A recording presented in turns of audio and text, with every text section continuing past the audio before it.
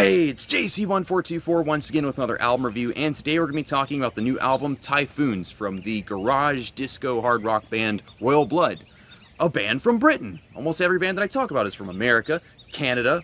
I can name a couple from Australia that I listen to, like Airborne or Jet, and everything else that's maybe from Britain or UK would be classical bands from 60s, 70s, maybe 80s. But I found this band in 2017 whenever they released Lights Out, which was revealed to me by ARTV. There was this music video, and they're all just dancing in milk. Apparently that was fashionable at the time.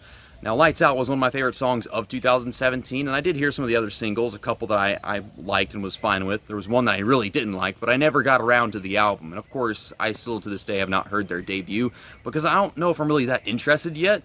I can't say I'm a fan. Right now I'm just curious because this is the latest thing in rock, and I've heard stuff from these guys that I've liked before. So, let's get into this. Track 1 is Trouble's Coming, the lead single and a fantastic opener. One of the most unforgettable songs from 2020, in my opinion. It's like Halloween-esque party rock about paranoia and being spooked, which I guess is suitable considering this came out just before October began. I remember there was this cover art for the single that was like black and orange and around me like blood dripping but in orange color for like Halloween. That's how I felt about it. And what really gets me is the pluckety, creepy, stringed chorus that it has, but there's also this snarky vocal attitude and a kick-ass bridge section.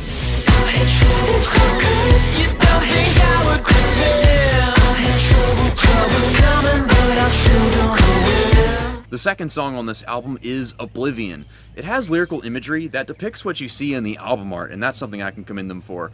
It may be about kaleidoscope vision, whenever someone's tripping on shrooms and acid.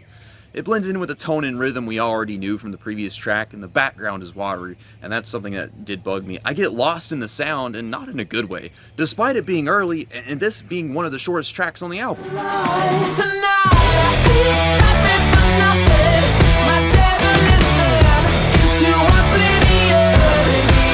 Typhoons is the third song on this album, and it is an electronically enticing title track, exuberant on its own, and still decent within the early parts of the record. In this case, the smooth and slithery disco rock style matches the cover art, as opposed to just the lyrical content with the last song. In this case, it's about knowing what's good for you, but so hesitant to break free under addiction, and that is exactly what this album is focused on.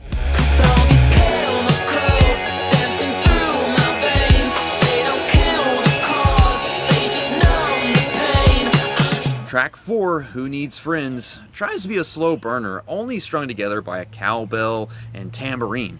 And it sucks that they try to be dynamic here, but I'm still not all the way on board. Strength and interlude and underlying piano are a bit of saving grace for it though.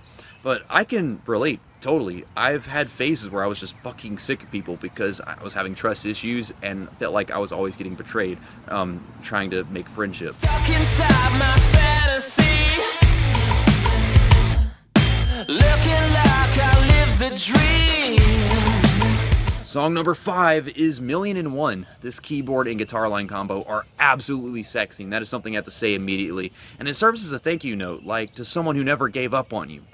With that being said, that's all they really got going on here. The verse and pre-chorus especially are rather typical. The second half of the song just seems stretched out to me. Like they had all this space so they could have done something extra and made it better and improved to build up, but they didn't put anything extra in there.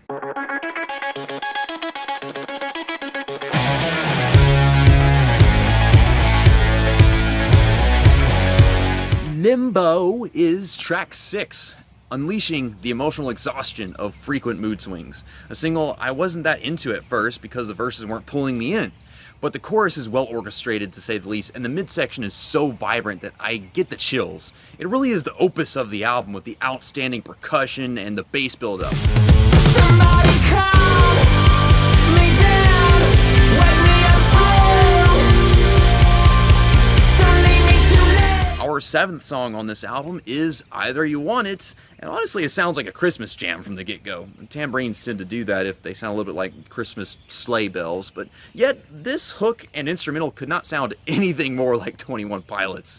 I'll admit it's catchy for the hook, and there is a climactic musical explosion towards the ending, but I can't actually tell what it is.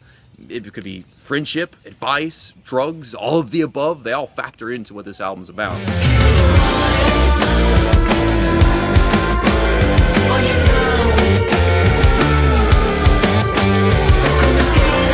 Boilermaker is track 8, and this might be my favorite track on the entire album. So groovy, so filthy. This is some of that off-road racing game music, if you know what I'm talking about. About taking the high road and making that bling bling. Even more snarky than the album started off, and the breakdown just peels out.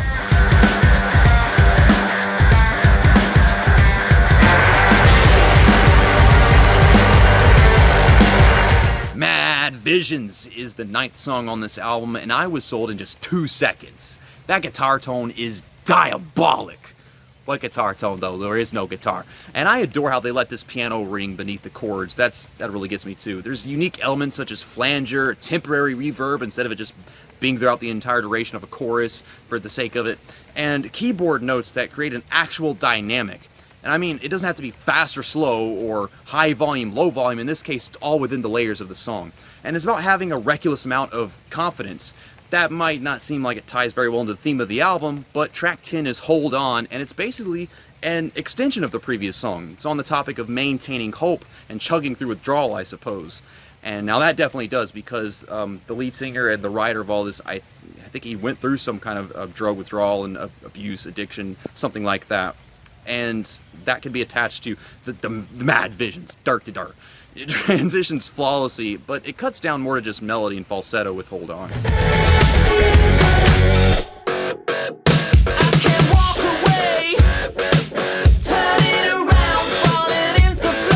Track 11, All We Have Is Now, the closing song.